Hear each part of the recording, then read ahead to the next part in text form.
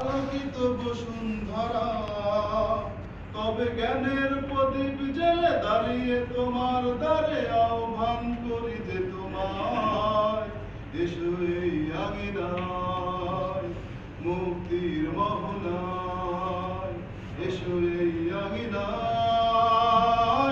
মুক্তির মোহনায়।